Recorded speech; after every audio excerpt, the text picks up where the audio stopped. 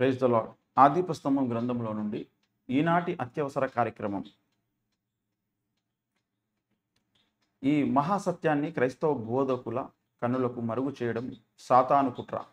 కోట్లాది మంది విశ్వాసులను పరలోక మహిమకు అనర్హులనుగా చేయడానికి సాతాను ఈ విధంగా కుట్ర పన్నాడు. ఈ కుట్రకు బలై కోటాను కోట్ల మంది క్రైస్తవులు దారుణంగా నష్టపోతున్నారు.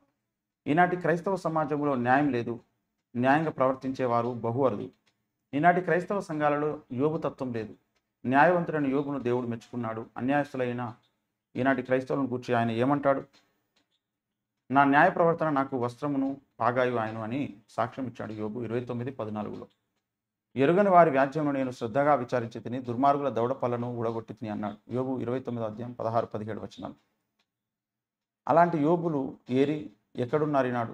అన్యాయాన్ని ప్రశ్నించకూడదు, ప్రతిఘటించకూడదు అని నేర్పించారు ఈనాటి గుడ్డి బోధకులు. అన్యాయాన్ని ప్రతిఘటించడం ఒక తప్పు, ఒక పాపం అనుకుంటున్నారు ఈనాటి క్రైస్తవులు. ఈ విషయంలో క్రైస్తవ సమాజంలో ఒక పెను సంస్కరణ జరగాలి. క్రైస్తవులు తమ ఆలోచన విధానాన్ని మార్చుకోవాలి. క్రైస్తవ బోధకులు తమ బోధలను మార్చుకోవాలి. అన్నిటికీ కుదురుబాటు జరగడంలో ఇది కూడా ఒక ముఖ్యమైన దిద్దుబాటు. క్రైస్తవ సమాజంలో కూడా సాధారణ మానవ సమాజంలో ఉన్నట్టుగానే రకరకాల వివాదాలు ఉంటాయి.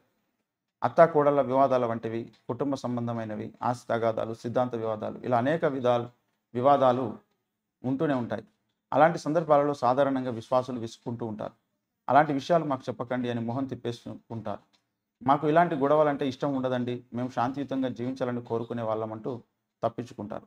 అదే సందర్భంలో మన స్థానంలో యోబు భక్తుడే గనక ఉంటే అలాగే మాట్లాడతాడా? తప్పించుకుంటాడా? అలా యోబు ఎన్నటికీ చేయడు. ఎరగని వారి వ్యాజ్యమును యోబు చాలా శ్రద్ధగా వింటాడు.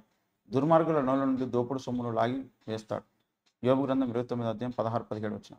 అలాంటి యోబును దేవుడు మెచ్చుకున్నాడు. ఈ గొడవలు మాకు అక్కర్లేదు, మేము తీర్పు తీర్చకూడదు అంటూ తప్పించుకు తిరిగే నేటి క్రైస్తవులను దేవుడు మెచ్చుకుంటాడా? ఆలోచించండి ఒకసారి.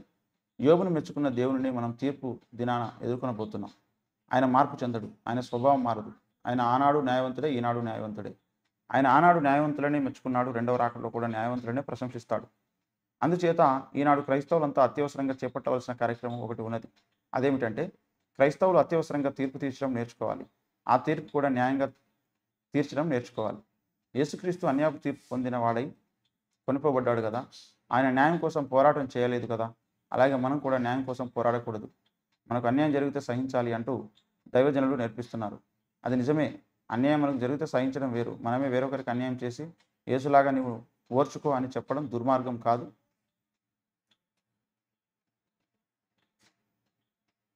ఇది మీకు ఆశీర్వాదకరంగా ఉన్నట్లయితే తప్పకుండా ఇది మీకు తెలిసిన వారికి షేర్ చేయండి. దీనిపై మీ కామెంట్స్ తెలియచేయండి. Praise the Lord. May God bless you.